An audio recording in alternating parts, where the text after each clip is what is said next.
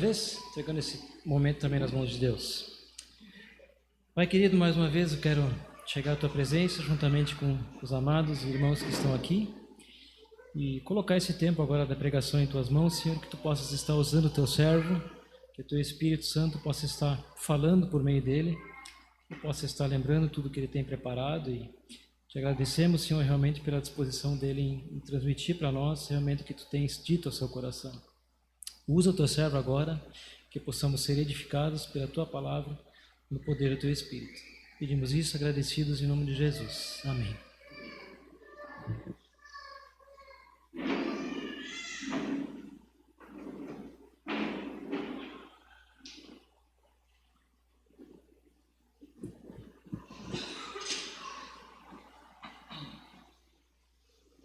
Alô? Vocês conseguem me ouvir aqui? Então, só para deixar claro, gente, que o Vitor não está enganado, é eu mesmo, né, que vou ministrar a palavra hoje.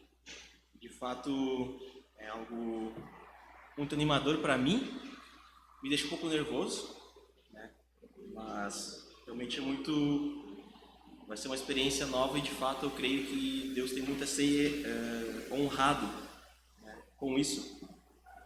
E é interessante que agora vai acontecer a minha volta aos púlpitos, porque se vocês não sabiam, essa não é a minha primeira pregação. Eu já havia pregado antes, a minha primeira pregação foi lá no Pará, né, quando eu tinha ido no Pará, só que só tem 2 testemunhas que testemunharam isso, que na verdade não estão aqui, que é o Alor e Samantha, né? Mas isso foi lá em 2018, né, faz muito tempo, mas agora vai ser a minha segunda pregação. E é interessante que eu já estava pensando sobre isso, mas um certo dia eu estava pensando assim, o que será que eu poderia pregar na congregação, né, se eu tivesse na igreja, se eu tivesse a oportunidade. Mas só pensando assim, sem muito compromisso. E aí é interessante que naquele dia um irmão me ligou e ele perguntou assim para mim, cara, o que tu acha de pregar na congregação? Será que não gostaria de perguntar sobre isso? No mesmo dia. Eu achei muito interessante, né, como as cristoincidências, né, porque esse irmão já tinha tido algumas cristoincidências, não foi a primeira, né, então eu pensei, quem sabe não é Deus querendo, pelo menos me dar algum rumo, né, então eu comecei a orar sobre isso. E aí fui conversando com irmãos, e quando fui conversar com o Roberto, e aí eu perguntei, será que eu poderia, né, ministrar? O que você acha, pastor Roberto? E, gente, para minha surpresa foi muito positivo. Né? Eu achei que ele ia ser mais, vamos esperar um pouquinho, né? Mas não, ele foi bem... Ele se mostrou interessado, né?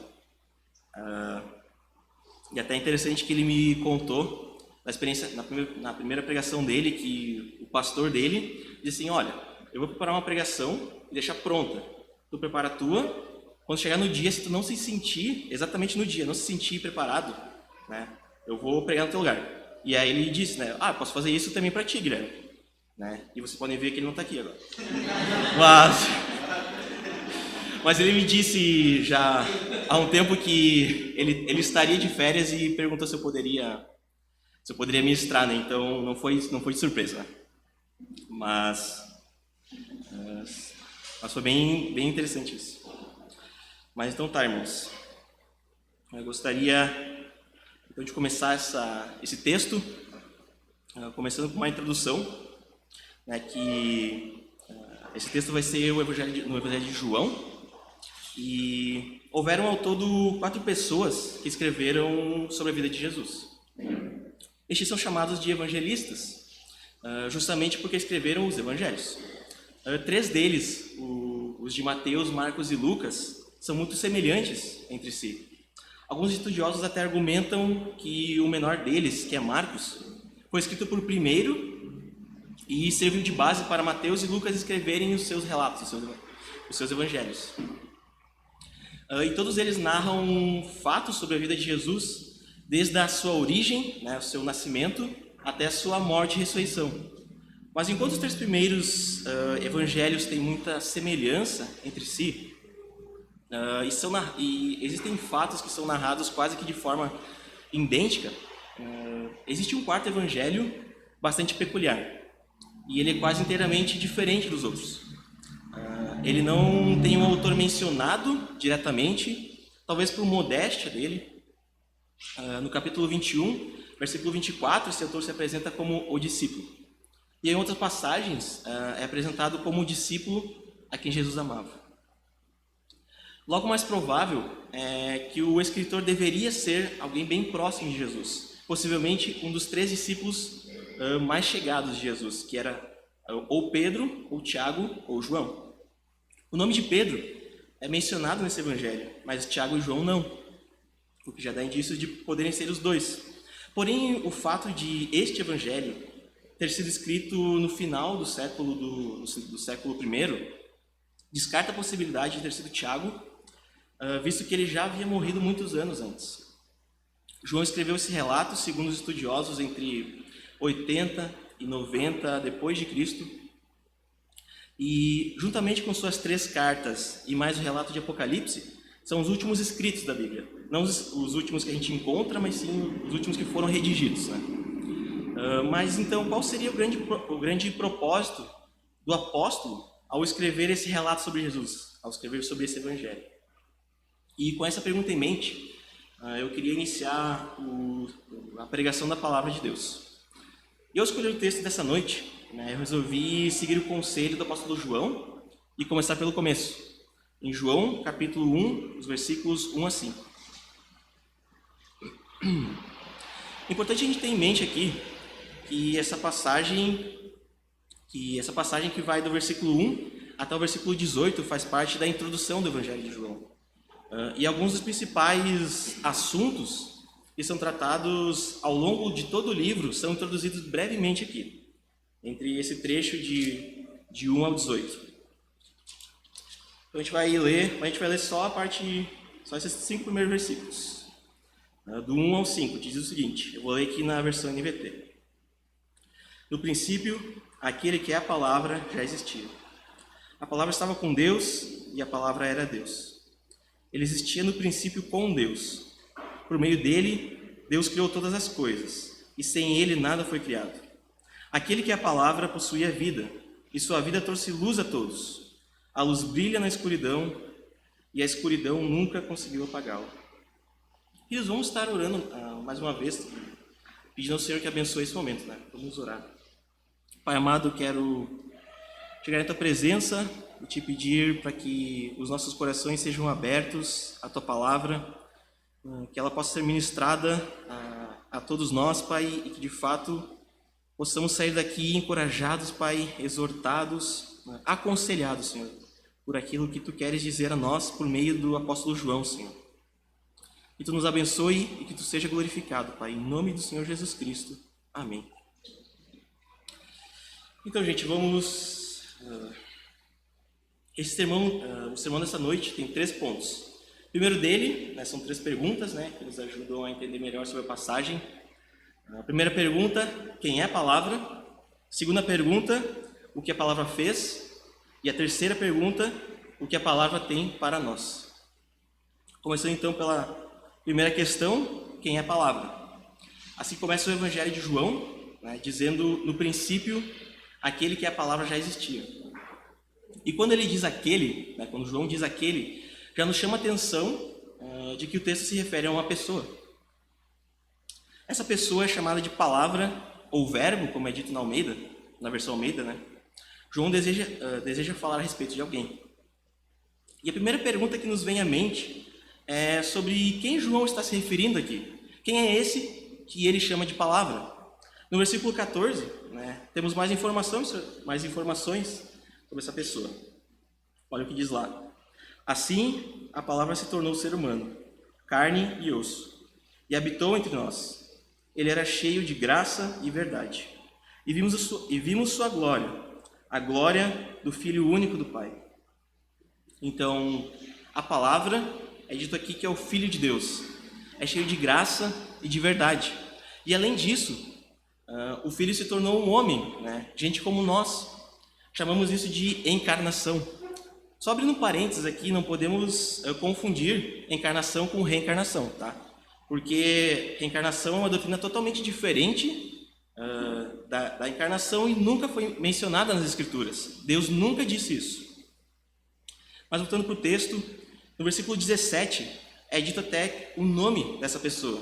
Vamos ler o versículo 17.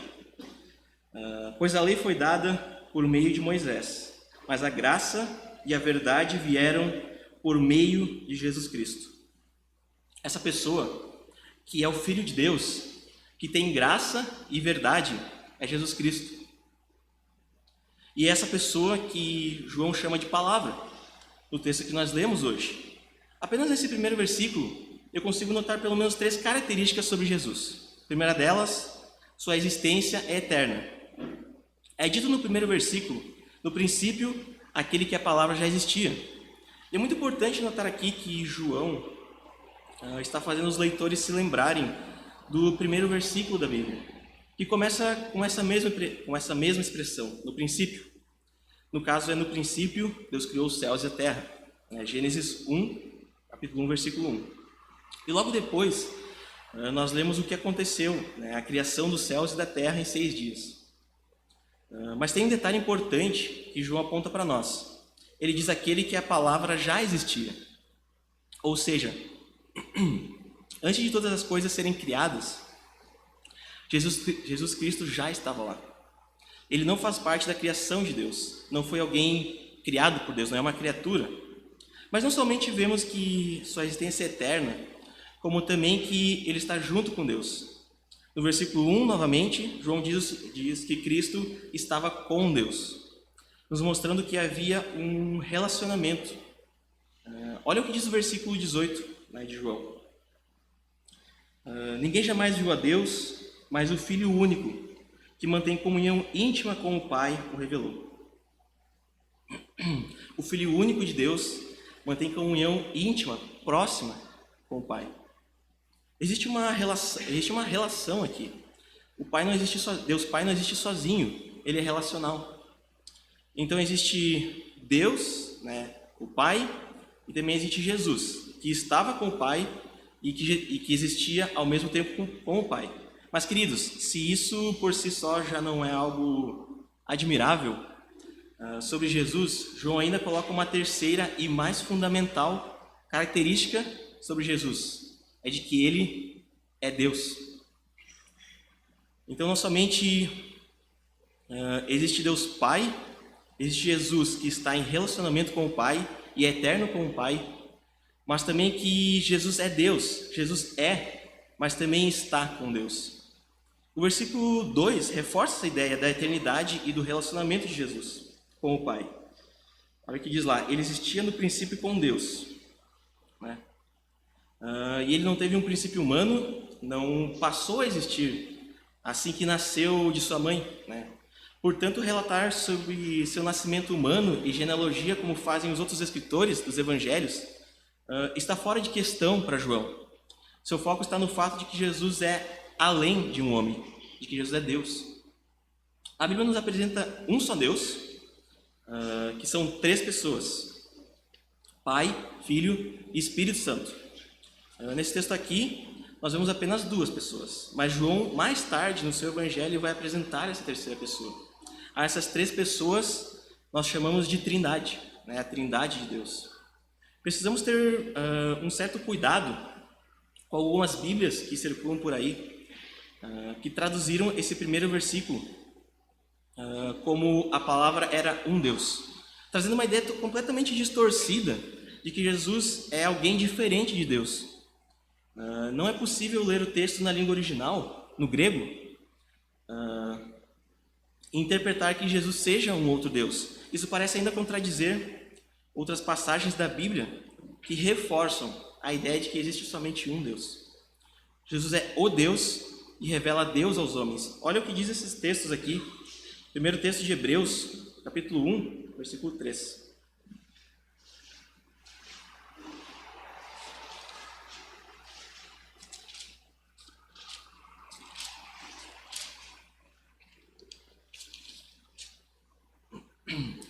Diz o seguinte, o autor de Hebreus, no capítulo 1, versículo 3.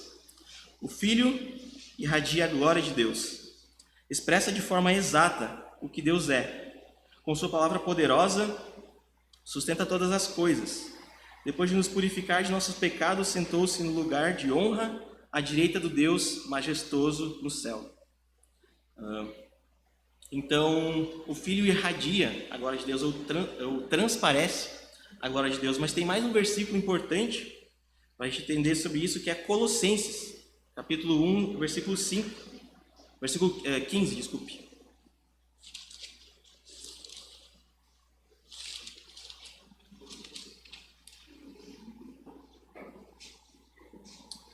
Então, em Colossenses, no capítulo 1, versículo 15, diz o seguinte: o Filho é a imagem do Deus invisível e é supremo sobre toda a criação.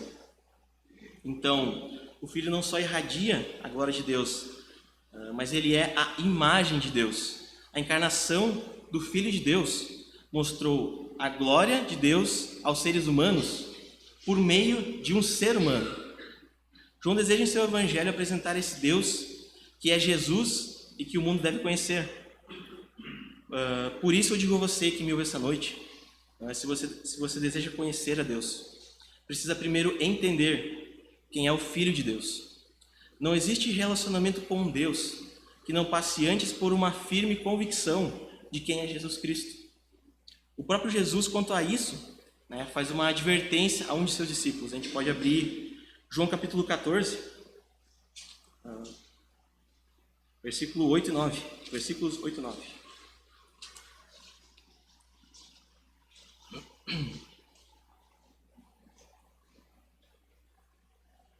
Então, João 14, nos versículos 8 e 9, diz o seguinte: Filipe disse: Senhor, mostra-nos o Pai, e ficaremos satisfeitos. Jesus respondeu: Filipe, estive com vocês todo esse tempo, e você ainda não sabe quem eu sou? Quem me vê, vê o Pai. Então, por que você me pede para mostrar o Pai?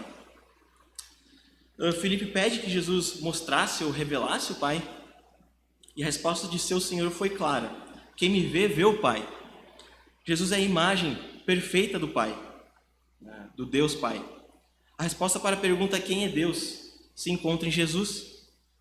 Se você tem interesse em Deus, uma dica valiosa é começar leia mais a Bíblia. Quem sabe leia os Evangelhos.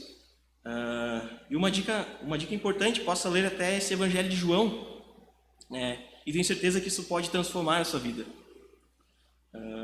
Mas bem, nesse primeiro versículo, não somente nós conseguimos descobrir quem é Jesus, de onde ele vem, ao seu princípio, como também podemos ver qual era o público-alvo que o autor tinha em mente ao escrever esse evangelho. Primeiramente, ele queria falar aos judeus, porque faz uma referência ao primeiro versículo da Bíblia, o Gênesis 1, capítulo 1, versículo 1, que, aliás, fazia parte das escrituras que eles tinham naquela época. Até então, só o Antigo Testamento havia sido escrito.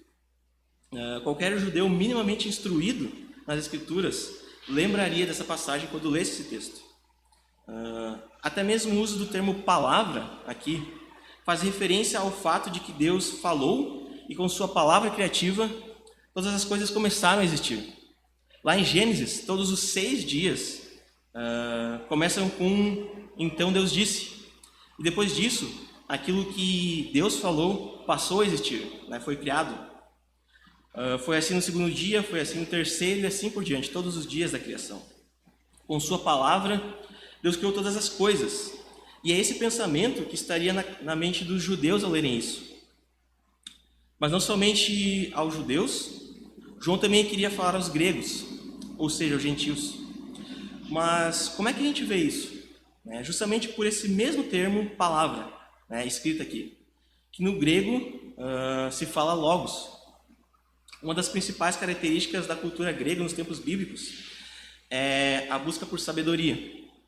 E é nesse contexto que surgiram várias linhas de pensamento, também chamadas de escolas filosóficas, que tinham o objetivo de explicar o mundo e dar uma orientação à vida das pessoas, quase como uma filosofia de vida, tais como o epicurismo, o ceticismo, o cinismo, mas de todas elas, a mais duradoura e influenciadora na cultura grega foi o estoicismo.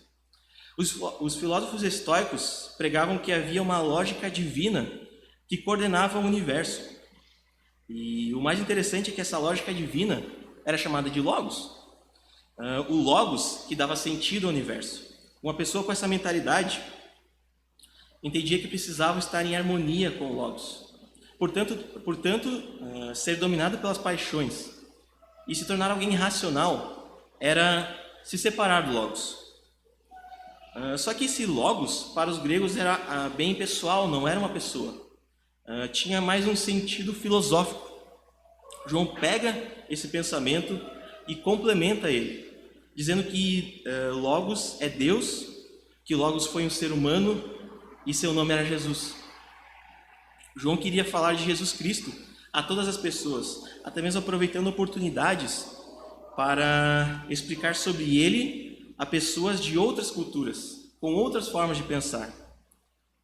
Sua intenção aqui era aproximar o conhecimento de Jesus daquela cultura, daquele povo. Muitos missionários ainda hoje se aproveitam dessa estratégia que João utilizou aqui para levar a mensagem das boas novas a todos os povos. Só por curiosidade, um livro muito bom que conta com mais detalhes sobre isso que eu estou comentando é O Fator Melquisedeque. É uma ótima leitura para aqueles que estão fazendo seminário. Então fica, Matheus e Bruna, dica aí. Um ótimo livro que fala um pouco sobre a história das missões, né? Mas enfim, assim como João, nós também devemos pregar sobre Jesus a todas as pessoas, independente da sua cultura. Mas bem, agora que já vimos quem é a palavra, que é Jesus Cristo, vamos à nossa segunda pergunta. O que a palavra fez? Podemos ler o versículo 3 do nosso texto, de João 1:3. Diz o seguinte o apóstolo João: por meio dele, Deus criou todas as coisas, e sem ele, nada foi criado. João estava antes focando em introduzir quem é Jesus em sua essência, mas agora ele muda seu foco para apresentar a obra que Jesus realizou. Ele não só existe como Deus, antes de todas as coisas existissem, mas ele mesmo foi responsável pela criação de todas as coisas. Por meio de Cristo, todas as coisas passaram a existir. Cristo é a pessoa de Deus, né? Como eu disse, são 3 pessoas, né? E Cristo é a pessoa de Deus que executou a obra da criação. A gente pode ir lá para Colossenses de novo, agora os versículos 16 e 17.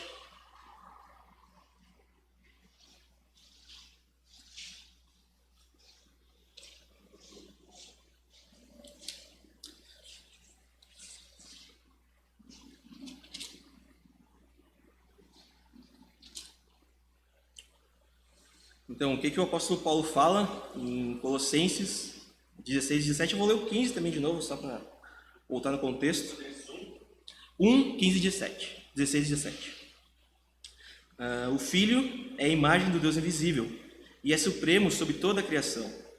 Por meio dele, todas as coisas foram criadas, tanto nos céus como na terra. Todas as coisas que podemos ver e as que não podemos, como os tronos, reinos, governantes e as autoridades do mundo invisível. Tudo foi criado por meio dele e para ele. Ele existia antes de todas as coisas e mantém tudo em harmonia. Então, o apóstolo Paulo, escritor de Colossenses, fala do papel que Cristo teve no princípio. O Filho de Deus é supremo sobre toda a criação, porque ele é o próprio Criador. Paulo utiliza aqui as palavras tronos, reinos, governantes, para falar sobre as coisas criadas que nós vemos e tocamos, ou seja, as coisas visíveis.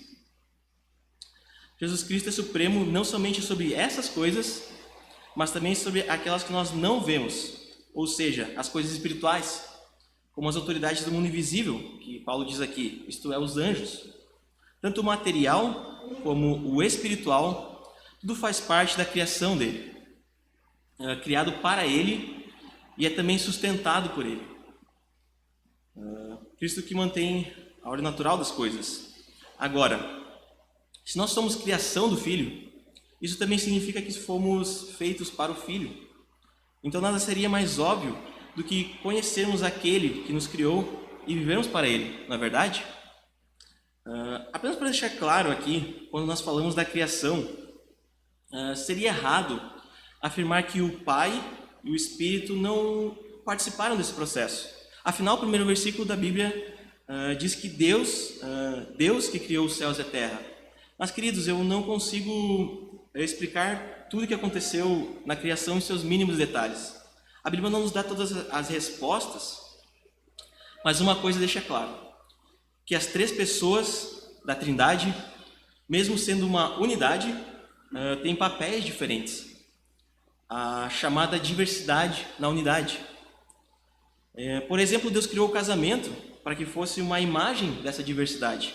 São duas pessoas, homem e mulher, pessoas diferentes, que, mesmo tendo a mesma capacidade intelectual, exercem funções diferentes e têm papéis diferentes. É uma expressão, mesmo que imperfeita, do relacionamento que há entre as pessoas de Deus. Em Gênesis, é dito que Deus criou o homem à sua imagem para manifestar de forma visível a glória do Deus invisível. Todos nós somos parte da criação de Cristo. E parte do plano que Ele tem para nós é de vivermos para Ele, demonstrando essa imagem às outras pessoas, a imagem de Deus. E sabem como as pessoas podem achar essa imagem que está em você? Busque conhecer mais a Jesus Cristo através da leitura da Bíblia. Assim saberá como é viver para Ele. Como casal, busque imitar esse relacionamento que há em Deus, com intimidade e cooperatividade. Assim vão refletir essa imagem da diversidade da unidade. O que a palavra, ou seja, Cristo, fez foi nos criar para Ele. Então tudo que fizermos, façamos para a glória de Deus. Bom, mas até agora nós já sabemos que quem é a palavra, né, que João fala aqui, e o que a palavra fez. Vamos agora à nossa última pergunta. O que a palavra tem para nós? Versículo 4, né, de João capítulo 1. João capítulo 1, versículo 4 diz o seguinte: aquele que é a palavra possuía a vida, e sua vida trouxe luz a todos. João fala aqui de que Jesus possui vida. Mas o que seria essa tal vida? Bom, se lermos o texto original no grego, a palavra traduzida aqui por vida é zoe, que pode ter dois significados. Pode ser usada para se referir à vida física, ou seja, basicamente, se eu estou vivo ou não estou morto. Basicamente isso, né? Levando em conta o objetivo de João na passagem, que é apresentar Cristo como Deus, o Criador de todas as coisas, inclusive da humanidade, nós entendemos que também é Ele quem deu vida à humanidade. Só que zoe, né, a palavra do grego, não significa somente vida física, também pode significar vida espiritual. E novamente devemos lembrar de Gênesis, agora no capítulo 2. Lá é dito que Deus soprou o fôlego de vida nas narinas do homem, e ele se tornou um ser vivo. Esse fôlego soprado é o espírito que ele deu ao homem. Deus deu uma vida espiritual e deu essa vida para que assim o homem pudesse conhecer a Deus, amar a Deus e glorificar a Deus. Essa é a vida que foi planejada para todos nós. Quem precisa de vida espiritual pode encontrar em Jesus. Também nos é dito que a vida de Cristo trouxe luz a todos. João usa o termo aqui, luz, se referindo ao propósito que Cristo tinha de fazer Deus conhecido a todos, né? E revelar como é possível ter vida espiritual, que capacita o ser humano a glorificar a Deus. Olha o que diz o versículo 9, né? João 1:9. Aquele que é a verdadeira luz que ilumina a todos estava chegando ao mundo. A palavra veio em carne e osso, para trazer luz a todas as pessoas. Assim como a luz de uma lanterna no escuro, né, mostra o caminho que a gente tem que seguir, ela ilumina o nosso caminho, a luz de Cristo nos mostra como deve ser a nossa vida. É Cristo quem nos mostra como conhecer a Deus, amar a Deus e glorificar a Deus. Que, como eu disse antes, é o propósito para o qual Ele nos deu vida, não é verdade? Mas aí pode vir uma pergunta em nossas mentes, né, que precisa ser discutida aqui. A Bíblia afirma que Deus deu vida espiritual para nos capacitar a viver como Ele planejou. Até aí ok. Mas também nos é dito que Jesus veio ao mundo para ser luz e dar vida a todos. Mas por que isso foi necessário? Se a vida foi dada, por que precisa ser dada de novo? E o versículo 5 nos ajuda a entender melhor sobre essa questão. Olha o que diz o versículo 5. A luz brilha na escuridão, e a escuridão nunca conseguiu apagá-la. Então, aqui é dito que a luz brilha na escuridão, e quando João fala aqui sobre escuridão, ele está se referindo ao estado de mente das pessoas. Olha o que diz o versículo 10 e 11. Veio ao mundo que ele criou, mas o mundo não o reconheceu. Veio ao seu próprio povo, e eles o rejeitaram. Cristo veio ao próprio mundo que ele criou, mas o mundo não o reconheceu como seu Criador. O seu próprio povo o rejeitou. E a causa disso se encontra novamente, né, lá em Gênesis, agora no capítulo 3. É dito que Adão e Eva, tendo desobedecido a Deus, cometeram pecado. E daí por diante, as pessoas cometem pecado desde o nascimento, né, todos nós. Ninguém ensina uma criança a mentir ou desobedecer os pais. Por sermos todos nós pecadores, nascemos sem a vida espiritual. Aquela que Deus no princípio planejou para nós. O que existe agora é morte espiritual. Abram comigo em Romanos, no capítulo 23, no capítulo 3, versículo 23.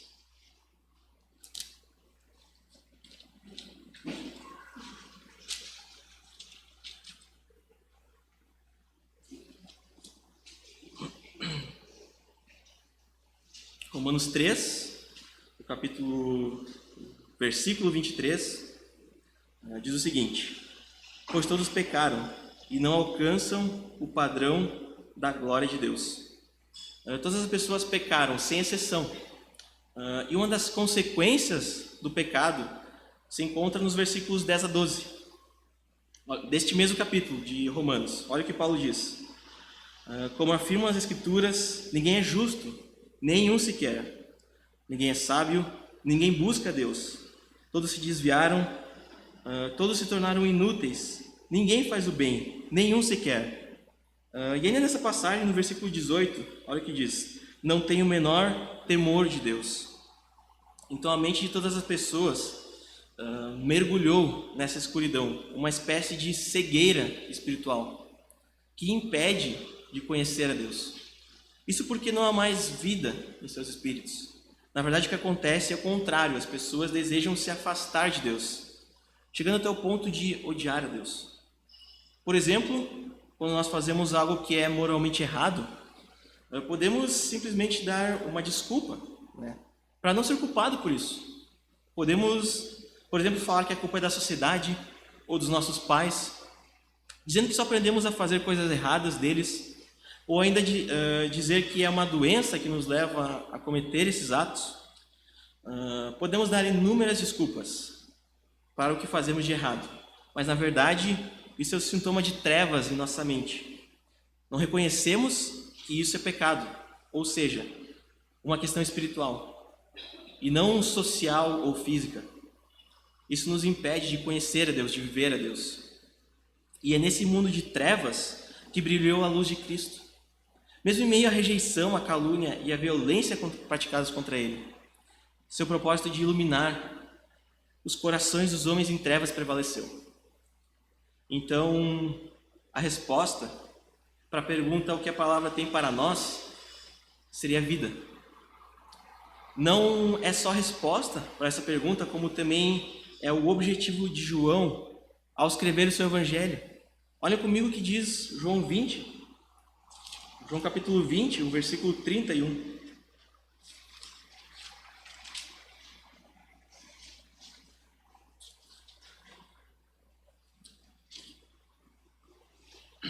Eu vou também o versículo 30 para pegar um pouco do contexto.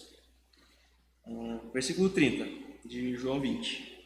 Os discípulos viram Jesus fazer muitos outros sinais, além dos que se encontram registrados nesse livro. Estes, porém, estão registrados, para que vocês creiam que Jesus é o Cristo, o Filho de Deus. E atenção, crendo nele, para que crendo nele, tenham vida pelo poder do seu nome. Jesus pode iluminar a mente humana a fim de dar uma nova vida, conforme o propósito que Deus tinha para nós, lá no princípio. Uma vida que dá o direito de ser chamado de filho de Deus. A gente pode voltar lá na nossa passagem, João capítulo 1, agora os versículos 12, versículo 12 e versículo 13 de João 1, diz o seguinte: Mas a todos que creram nele e o aceitaram, ele deu o direito de se tornarem filhos de Deus. Estes não nasceram segundo a ordem natural, nem como resultado da paixão ou da vontade humana, mas nasceram de Deus. É Cristo quem dá esse direito de filho, de ser filho. Mas não se enganem, porque nem todas as pessoas são filhas de Deus. A gente tem aquela mania de dizer, ou alguns têm a mania de dizer, cara, eu mereço esse descanso porque eu sou filho de Deus. Será?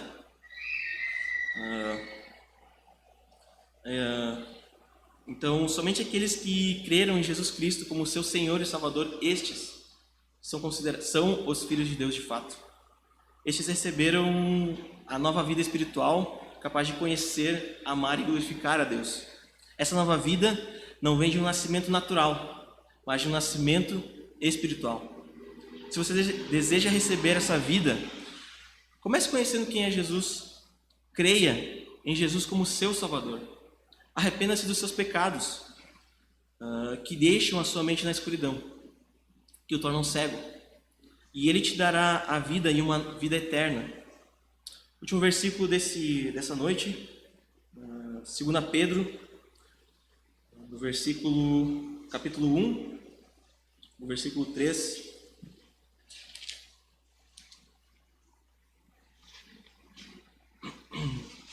Segunda epístola de Pedro, capítulo 1, no versículo 3, diz o seguinte: Deus, com o seu poder divino, nos concede tudo de que necessitamos para uma vida de devoção, pelo conhecimento completo daquele que nos chamou para si, por meio de sua glória e excelência. Então, Jesus Cristo, a palavra encarnada, é aquele que devemos conhecer, o único meio de recebermos poder de Deus, que nos capacita a viver uma vida de devoção, a viver uma vida que agrada a Deus.